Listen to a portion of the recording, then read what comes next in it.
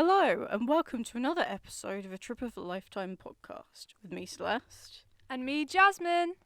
Today we're talking about Bad Wolf and Parting of the Ways, which is the two-part finale of Season 1 of Doctor Who, which aired on the 11th and 18th of June 2005, respectively.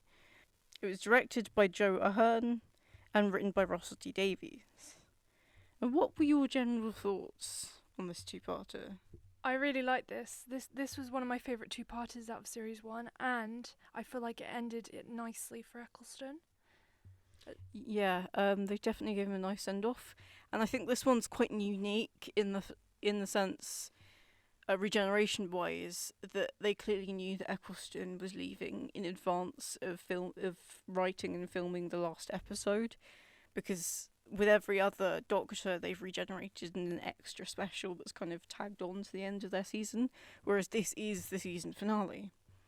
Now, I'm sure a lot of people who are familiar with the show or at least somewhat aware of the fact that Christopher Eccleston and Rusty Davies didn't get along. They worked together on a previous show called, what was it called? The Second Coming, which is a biblical kind of story about the second coming of Christ. In this, it was kind of a bit of a parody. It was on ITV that Russell wrote a few years prior, and they seem to be, I'm assuming they worked well together if they had any contact at all, because this is the first time Russell was properly show running a TV show, that he was on the set, he was managing this big production, and a lot of the producers like Julie Gardner and Phil Collinson were also new to that, and so there was a lot of stress and a lot of pressure because it was a show that was cancelled in the 80s. You know, they didn't think that it would do well with audiences. They didn't have very much expectation. No one knew if they were going to get a second season, and so there was a lot of tension on set. And I think around this time, Christopher Eccleston's father was really ill as well, which didn't help. And so the kind of relationship between Christopher Eccleston and Russell and co, as well as, you know, John Barrowman, we know was exposing himself on set. I'm assuming it started in season 1.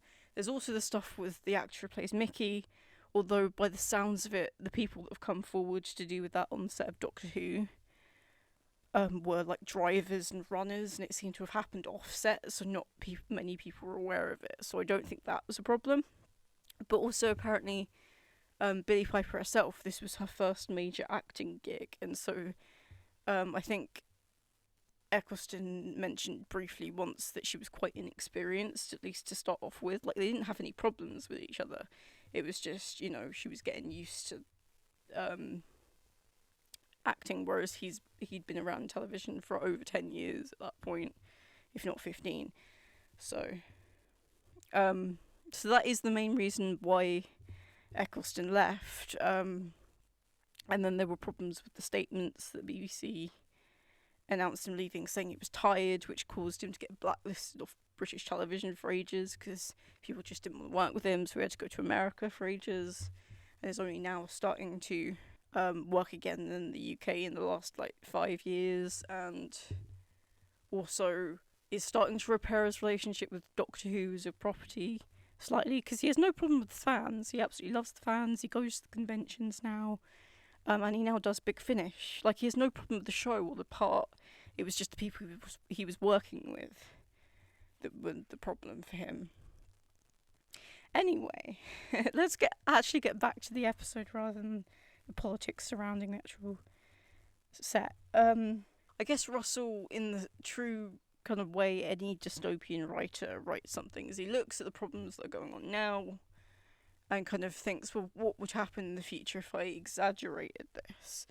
In the sense that I'm assuming around this time, I mean, I know Big Brother was a massive show on TV. I mean, Big Brother is essentially the blueprint for the most modern reality TV shows nowadays. You know, anytime you get contestants talking directly to the camera and causing drama, and the way it's edited and things, as well as, you know, kind of having contestants in a small space together, like with whether it's Love Island, whether it's The Circle, whatever it is, it was based on Big Brother because that was the first show to do it. So, and of course, it's actually even more relevant today in the sense that they're now rebooting Big Brother again, because it was originally on Channel 4, then it went to Channel 5, then it was cancelled, and now it's being revived on ITV. And then, what was the other show? Weakest Link. That's also been rebooted recently with Ramesh Ranganathan instead of Anne Robinson. And that's where the joke Android. It's literally a droid named Anne. It's because the presenter at the time was called Anne. And they actually used her voice in it and then put like an effect over it as the actual droid.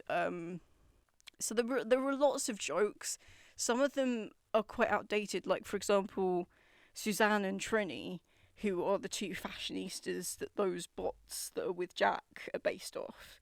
They had a show together, which got cancelled before I was aware it was a thing. I only know this because of context more recently. Like, the only reason I know who Susanna is because she was on Strictly and got kicked off.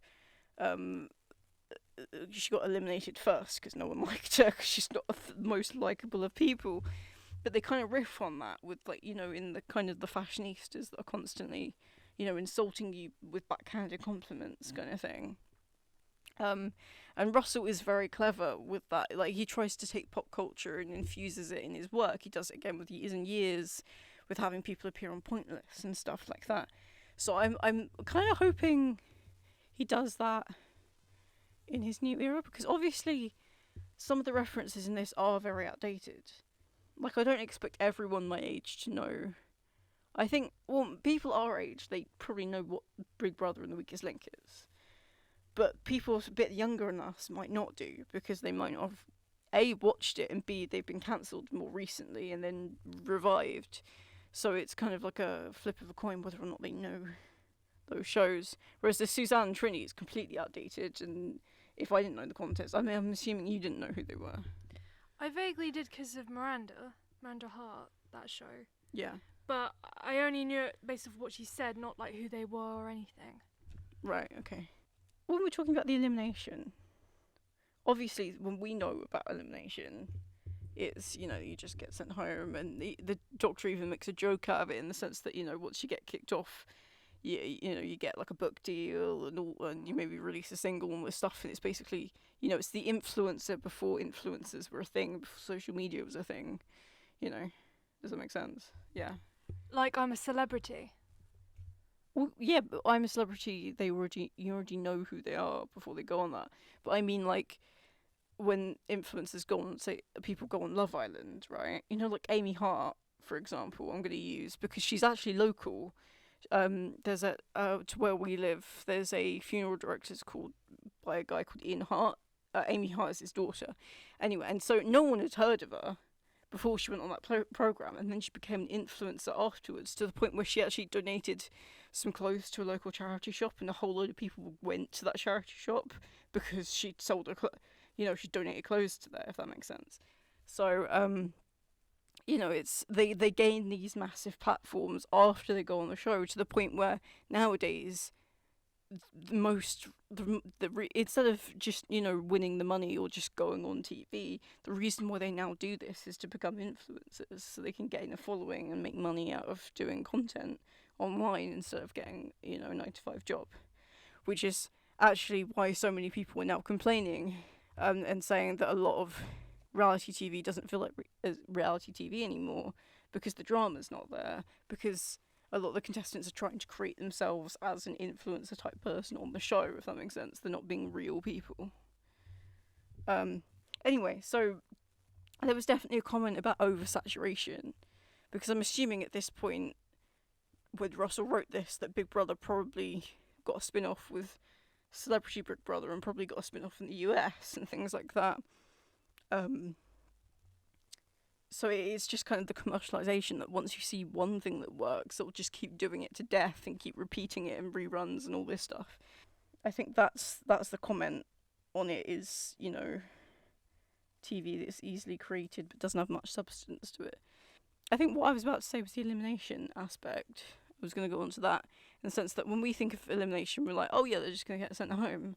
Whereas this, the user they're literally getting eliminated. Like, they are getting, well, at least apparently getting killed. Um, and I just really like the build up of that because you see that girl, not girl, woman, on the weakest link who's crying because she's been voted out. Normally, like, well, it's just a game, whatever. Like, like Rose, because she's laughing because she doesn't know the answers and she doesn't care because she doesn't realize that there's deadly consequences. And I just love that because I guess it's one of those concepts that's used a lot in both Russell's era and also in Moffat's era, where they take something simple and something something everyone knows, and makes it scary.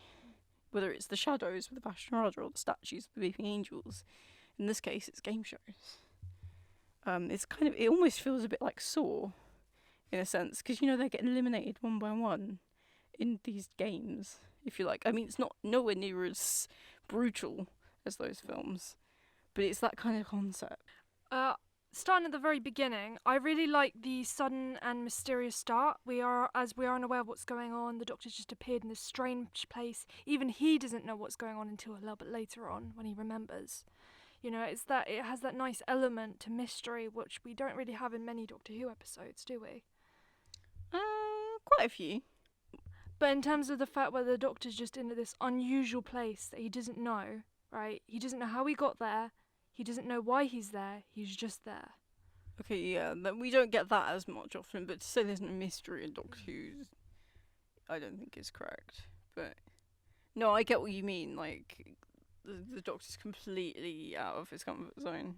But compared to the long game, we're introduced to the villains, not the main villain, but the villains quite quickly. I think his name's Nick. No, it's not Nick Frost. It's Simon Pegg. Yeah. The editor. Yeah, the editor. Very quickly, we sort of know that he's the villain, even if we don't know who the main villain is. But we know he's the villain, and we're introduced to him quite quickly as he's the obstacle between the Doctor and whatever's going on. And the Jagrafess. Yeah, but you say that, but we actually get introduced to the people, controlling Satellite 5, aka the game station, quite quickly. And they kind of have a similar placehold to that of the editor, except that unlike him, they're unwitting. They're kind of, they're doing their job. They don't know who is actually working behind it, if that makes sense. Because, of course, it's revealed that it's the Daleks, and that they're the big bad of the two-parter. I find it interesting with the Daleks that Russell kind of uses them as a kind of commentary on religion, because Russell himself, he's an atheist. But he kind of shows the Daleks as they've kind of gone insane in the sense that, this Dalek Emperor believes he's God, and he's creating all these Daleks out of part human, but he's going, oh, they're not human anymore. The human has been burnt out. And they're now Daleks, and the Daleks themselves, because they're made from human flesh, and they're made, the way that Daleks are, they're made to hate everything that isn't a Dalek, and so they're hating themselves, and they're going insane because of that, and so they end up worshipping the Emperor Dalek, who is supposedly the god of all Daleks, and in this kind of false god. I do quite like that. It's interesting because it's not something we've seen with the Daleks before or since, and I quite like that we haven't explored that again. But it's just that I think so often we think of Daleks as one-dimensional. They hate, and that's about it, and they kill. I mean, obviously Dalek, the episode is an exception to that, but that was, it was a different scenario. If the Dalek hadn't been touched by Rose, it wouldn't be thinking like that kind of thing. So I guess it's an interesting parallel between the two. Because it kind of calls back to that episode, because Rose goes, "Wait, I killed you. You can't be here," because she's thinking back to that one Dalek, and that I guess Russell explores the fact that the Daleks think individually, and it kind of comes up again here. There are also lots of references back to the series in this episode. I mean, obviously you've got the Bad Wolf references. I mean, that's the big bit. That's what we're leading to. But there's also the reference back to Father's Day and the fact that Rose, sat with her father, and that her father wouldn't have left the Doctor on his own, and that he would have told her to keep trying, which is why Jackie eventually kind of relents and goes, yeah, okay, let's try this again. Obviously, you've got the reference back to. I don't know why I'm saying obviously. You've got the reference back to the empty child Doctor dances with Jack going, well, I wish I'd never met you, Doctor, because I was better off as a coward. Basically referencing his character development over those 4 episodes that he's appeared in. And then you've also got the reference back to Boomtown and the time vortex, the heart of the TARDIS. They've also got the parallel back to episode 2 with Cassandra, where they just literally say moisturise, which I know is... Yeah, that joke. She's like, oh, you're looking good for over 100. It's like, oh yeah, I moisturise. Like, iconic. Then you also have the reference to season 1, episode 5, where they say they are no one, which is to do with the editor. Yeah, and they also mentioned that someone's been playing the long game, which is an even more direct reference to the long game as an episode. But there's so many direct links between the two because the Doctor's actions in that episode causes the ones in these 2 episodes. You also have the solar flare activity back to season 1, episode 10 again. 2 again. Yeah, because I guess I think they reused the VFX shots from that episode, from the end of the world, but they changed it up to make the world look polluted and awful instead. Yeah, was there any other callbacks? I think those are the main ones. I don't know. But there's references to both Torchwood and also the Face of Bo in the weakest link questions. I also quite liked in the TARDIS after Rose has supposedly been disintegrated, supposedly died. Jack walks into the TARDIS and I can't remember what. It's just before they find out about the Dalek ships. And he walks past Rose's jacket that's on the one of those. I don't know what I'm supposed to call them. The statue things, like the decorative sculptures. That's the word. And it's kind of that's then paralleled later on by Russell at the end of Doomsday into Runaway Bride, where you've got Rose's jacket left in a similar position. Obviously, it's a different jacket. The one in Bad Wolf is a denim jacket, whereas the one in Doomsday, I think, is a pink hoodie. Anyway, I really like Linda the Y, but I think I've mentioned this before, but Russell likes to use stereotypes and kind of or cliches when introducing characters that he knows aren't going to be sticking around for long to get people to connect with them easier. Because they literally say in the episode, the Doctor says, "Oh, Linda, you're sweet." Do you think anyone's going to vote for sweet? In the sense that that sums her up. She's a nice person. She's likable. And she kind of does fit the mould of a companion, but she's kind of, I guess because she's not fleshed out, there's a lot of similarities between her and Astrid Peth that you see in Voyage of the Damned, in the sense that they're very, light-hearted. They want to... Well, I'm not sure if Linda necessarily wants to travel. She doesn't mention that specifically, but she definitely... I don't know, she's optimistic, she's keen to see the world. It's similar to Bill as well, in a way, except Bill's a lot more fleshed out than these two are. They have a very positive outlook in life. And I do find it interesting how Rose was clearly jealous of Linda. Clearly, because there's that bit where, Linda's about to go off with Jack. I think this must be in Parting of the Ways. And she kind of, they're not sure whether they're going to hug, whether they're going to shake hands. That bit when they're blurring out the mainframe and they're just kind of awkward. You've just got Rose in the back row giving her a death glare. It was so funny. Yeah, there is a lot of tension between those three in terms of, you've got Rose being a bit jealous and then you've got the Doctor and Linda. Yeah, because the Doctor's kind of, I think he does have a small crush on Linda, I think, in the way that they're kind of awkwardly, acting around each other. Because it's interesting... there is a lot of parallel back to the episode Rose in the fact that Rose was kind of flirting with him straight away, but it almost feels like, I don't know, maybe it's Joe Jongina's acting, but it almost feels like Linda had even more of an attraction towards the Doctor almost immediately, whereas Rose was just kind of flirting with him because he was there, kind of thing. And also, you know, the circumstances where they meet is a lot different. You know, like, there's one thing, you know, meeting him in a game where you could possibly die, and it's another thing where you just meet a random guy who then blows up your entire job on the, like, when you first meet him. So you know how back in World War Three, was it? Well, no, Aliens of London.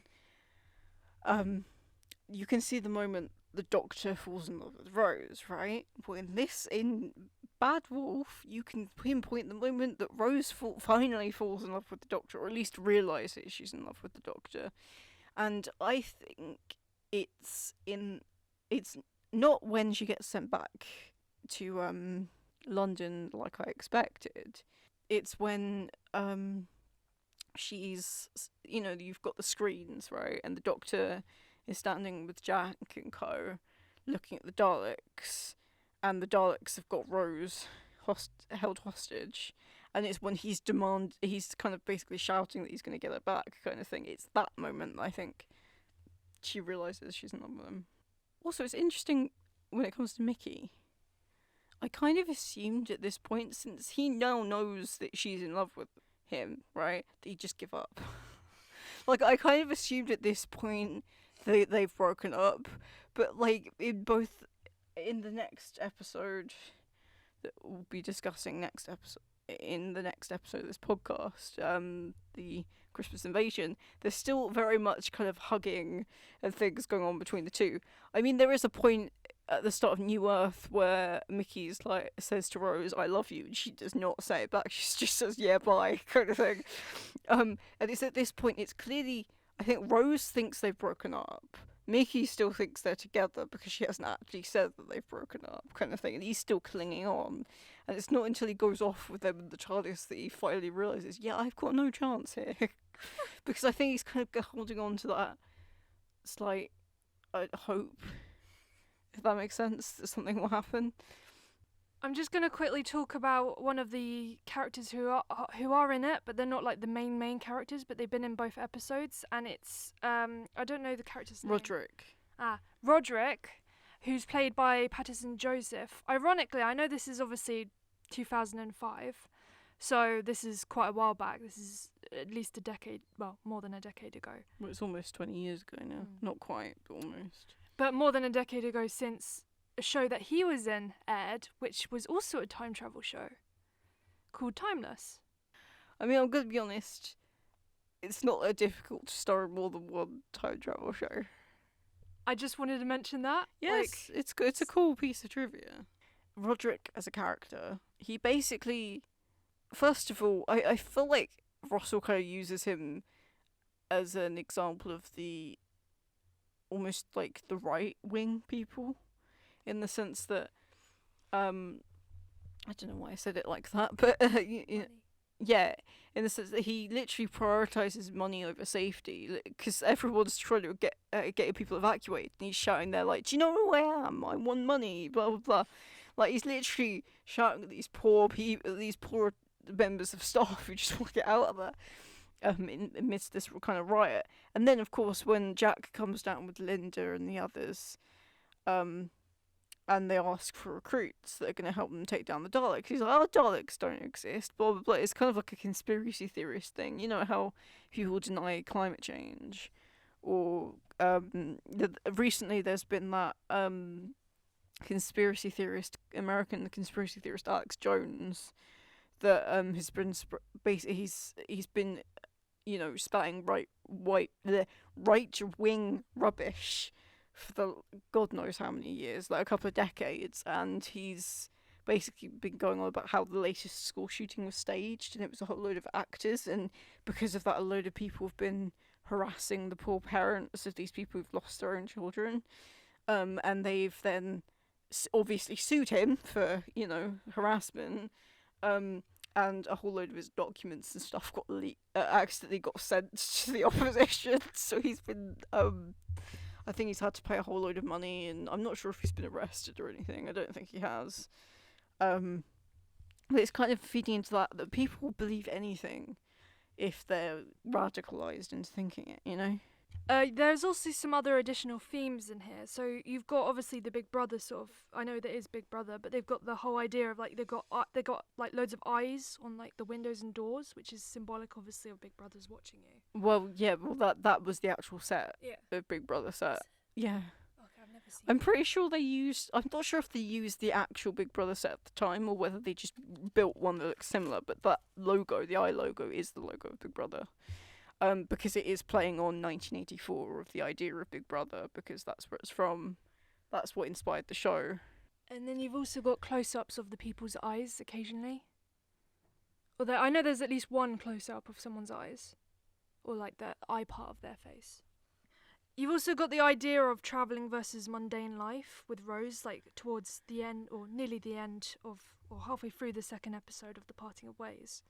Well, yeah, it's a common theme throughout Doctor Who, because the Doctor's literally taking a human out of their normal life, carting them around and letting them see things they're never going to see again. But inevitably, you always know going into it that it's never going to last. It's kind of, I saw someone on Tumblr describing it as a kind of, much like when you go into watching a Shakespearean tragedy like Hamlet, you know he's going to die at the end because that story has been retold and retold for centuries.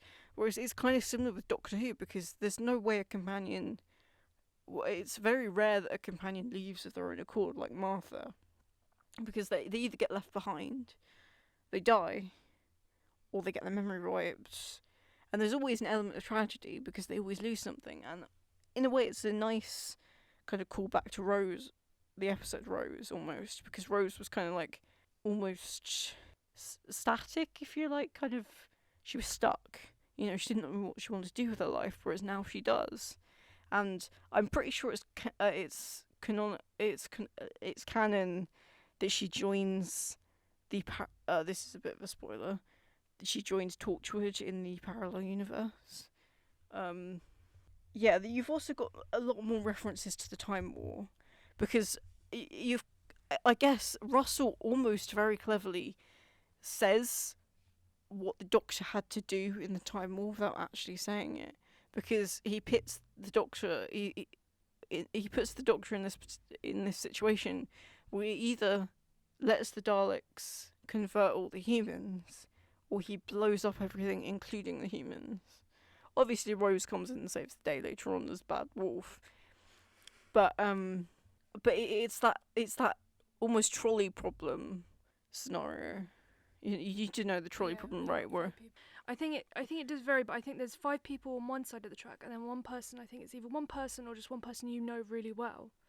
Yeah, exactly. So it's that kind of problem, and that is the choice that the Doctor had to make during the Time War. Do I just let the fighting go on, or do I blow up my own planet? I mean, obviously that got retconned later on, but it's a very clever way of Russell telling us exactly what happened without actually telling us what happened. The oncoming storm, that was mentioned. That term was mentioned for the first time in this episode, because that is a new Who thing. I just want to say, I think Billie Piper's acting in Parting of the Ways especially was phenomenal. That scene where she's getting chips with Jackie and Mickey, which is a callback in itself, because the Doctor and Rose's first proper date was them getting chips after seeing the end of the world. But just her acting in that scene, and how she doesn't know how she can go on. And I guess maybe that's why Rose mentioning Pete later on resonates so well with Jackie, is because I think Jackie watching Rose go through those emotions with the Doctor is kind of what she went through after losing Pete Tyler, and then Mickey's just kind of there.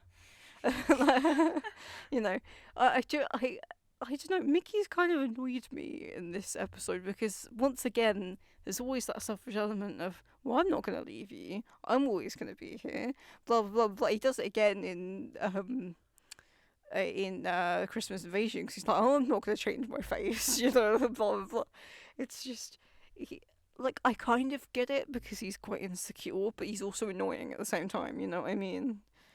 I was gonna say, right, and before you jump in, I know what you're gonna say after I say this, but in a way, just a very small way, but they are slightly different. He's similar to Rory, but there is a difference, right?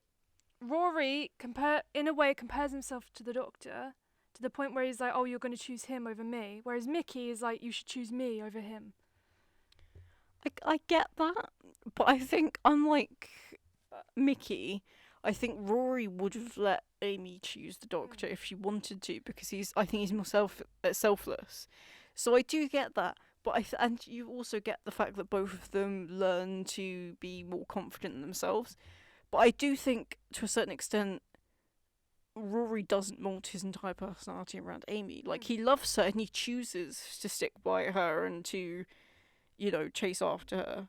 But that's not his entire life, whereas, because Mickey sure, he works as a mechanic, but what else does he have other than Rose, really? Which is what he ends up leaving in season 2 for a while. I do really like that because you can draw a very slight similarity, but then you can see where it's different, where he's more selfless and Mickey's more. Doesn't have as much personality as Rory. Well, I think he does grow as a character in season 2, especially, and also a bit in season 4 as well. Whereas, I guess because Rory gets a lot more screen time, that we get to know him better. And also, I feel like he's slightly more likeable, even in the beginning. Because he's always supportive of Amy, even if he doesn't always agree with, the choices she makes and stuff. And the choices the Doctor makes. Honestly, I think he's more concerned about the Doctor than he is Amy, honestly. But yeah, I do get what you mean. Also, the actor is a lot more likeable. Yeah, Arthur Darvill is a lot more likeable than the other guy. Oh, 100%, yeah. Yeah, anyway. I think the one thing I liked about I'm not sure what to call them.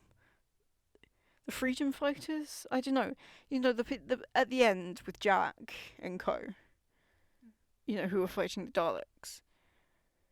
I liked the fact that they weren't. Sure, you had some guards there, but the majority of them were dressed in normal clothes or work or office clothes because they were normal people that were dragged into this horrible situation. Because you don't often get that. It's unlike the Dalek episode where they're all military in military clothing. Exactly, because maybe they didn't necessarily choose to get gunned down by a Dalek, but of course they didn't. But they kind of knew what they were getting into with the alien stuff, whereas these poor people were not prepared. A lot of them were just doing their jobs. They didn't know what was going on. They didn't know. Well, you could argue that they should know better. The Doctor even says that to one of them. That she's like, because the lady was just said that she was just, it's not our fault. We're just doing our jobs. And he's like, well, you've lost the right to speak to me now, kind of thing, because you can question what you're doing. You can theoretically quit, although God knows what happens at this corporation if you quit. Do you also get zapped to the Dalek ship? Who knows? It's like. Also, really, just as a side note, I liked the Dalek just randomly had a blowtorch attachment and just kind of started opening the door, because you don't get that a lot with the more recent Dalek episodes. There are some exceptions, but a lot of the time they just use their exterminator laser thingies. The whisk things that they're often called, because they kind of look a bit like whisk. The blasters, that's the word. My mind just went blank then. They are. A lot of people do call them the plunger and the whisk. Did you not know that? Yeah, anyway. Yeah, so because a lot of the time they just use the guns they have there. You're right. I was going to say something, I can't remember what I was going to say though. Just keep going. It's so much to do with the laser. Yeah, I liked that. Yeah. I like the joke about Earth having really bad workmanship. Yeah, because they always say that about England, that we have really bad workmanship. Because I remember there's a joke in the IT crowd that they have the fire extinguisher that is made in England and it just does not work. Yeah. Anyway, that was random, but yeah, and then there's the fact that when the the Dalek Emperor is speaking to the Doctor just before Rose turns up again, and the Dalek is like, "Well, what are you, Doctor? Are you a killer or a coward?" And he says he's a coward. And it's interesting because Moffat in Day of the Doctor comes up with this motto for the Doctor that's like, well, never cruel or cowardly, never give up, never give in. It's interesting because I guess Russell comes up at it as, I guess it depends what you say is cowardly. Because I guess Russell was coming at it from a pacifist point of view. Of course, a Dalek is going to think not blowing something up is a coward's move. You know, it's that same kind of way of looking at life that they did in during the World Wars, where they give out white feathers to people who refuse to sign up to fight, calling them cowards. When, well, are you a coward if you don't want to kill people? Or are you just a decent person? I don't know. I mean, I guess because we've never lived through World War, thank God. That yeah, knock on wood. That we can't experience that because, of course, you know, if you're getting invaded, theoretically, enlisting in that is a lot better than invading another country, like something like Afghanistan, which I kind of feel like, is it really our business? I mean, we almost made it worse. I think the UK and the US made it worse and prolonged that struggle, and we didn't even get nothing actually happened. You know, the Taliban are still in charge there. I mean, I think they regained their leadership in Afghanistan. So, like, it didn't even do anything, and it just created a lot of poverty and a lot of, you know, death when it wasn't really. I don't know, it could have been avoided. On the flip side, you've got Russia invading Ukraine. You know, of course, the Ukrainians are going to fight back because, you know, they're getting unfairly invaded by this world superpower, if you like. It's just interesting because I guess Moffat is looking at it from, you know, the Doctor's never going to do the wrong thing. Always going to always try and do the right thing, even if it's scary, even if, you know, they could potentially die. I guess that's where Moffat's coming from, whereas that's where Russ is coming from. They're kind of saying the same thing, but also it's the context, I guess. You know, you can't just say you're never going to be cowardly, because there are times where it's almost good to be a coward, you know, if that makes sense. So what did you think of Rose looking into the vortex? What did you think about that? Was like a plot device. Yeah, I thought it was a clever way of solving the problem, because it didn't feel like it came from nowhere, because I guess because Bad Wolf Part of the Ways had so many callbacks and so many references to the previous series that it didn't feel rushed. It didn't feel like a conclusion came out of nowhere. It felt right. I also liked what they did with Rose's voice after she absorbed the time vortex, because not only is there that kind of echoing sound effect that they put on it, but also Billie Piper is using her natural accent, not the Cockney accent that she puts on as Rose, which again changes it up slightly, because it is Rose but it isn't, you know what I mean? And she actually uses that same not Cockney accent for the moment in Day of the Doctor. And did you like when the Doctor took away the time vortex from her so that she didn't, die?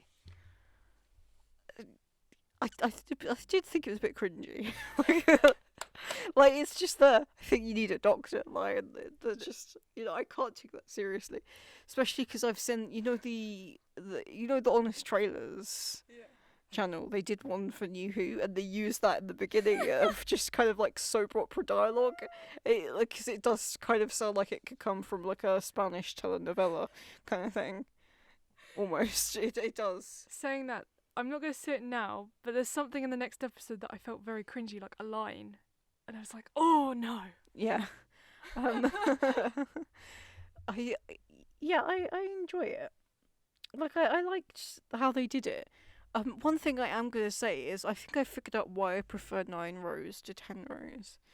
Because I think 9 Rose, you actually see the setup of them falling in love with each other. It's a slow burn. Whereas 10 Rose almost turns into a will they, won't they? And it's annoying. Like, because you know they're going to get together, but you also know they're not going to stay together for long. and it's kind of like, well, they're flirting, but they're like, are we really, together? Are we not? Like, it's just like, oh god, just. I guess they're just friends. Do you get that? What, from Miraculous Ladybug?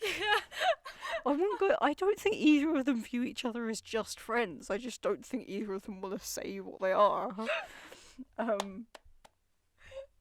Yeah. What did you rate the episode?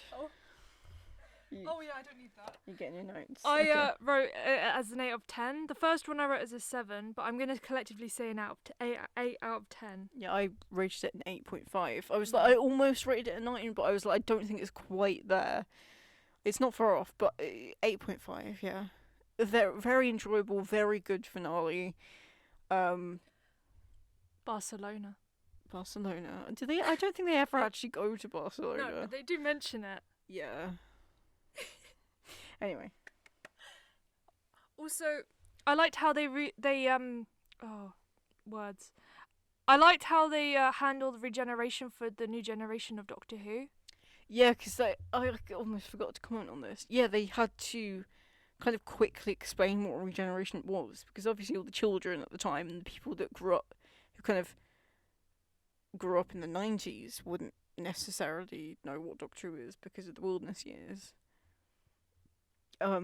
Yeah, so it was a very clever, quick way of explaining it to the new viewers. What did you think of the graphics? I didn't think it was bad in this one. I thought was there teleporting in this one? Was that the next episode? Transmat beams. The transmat beams were fine. I thought the Earth CGI was pretty good. They clearly reused the Satellite 5 shots in this one, which it was fine, it worked. I have no complaints about the CGI in this, really. What about you? I actually really like the CGI in this. Yeah. It's one of my favourite episodes in season 1 because of the CGI. Well, I guess there isn't much CGI, which is why it works. Yeah, exactly. Yeah, so I think that's all we've got time for this episode. So join us next time. Well, next proper full-length episode, we'll be reviewing the Christmas Invasion. But before that, we will have a bonus episode that is rating and kind of ranking all of the episodes in season 1 of Doctor Who. Tune in to see how much we disagree. Oh god, yeah. You were so harsh with your ratings. Anyway, we'll see you next time.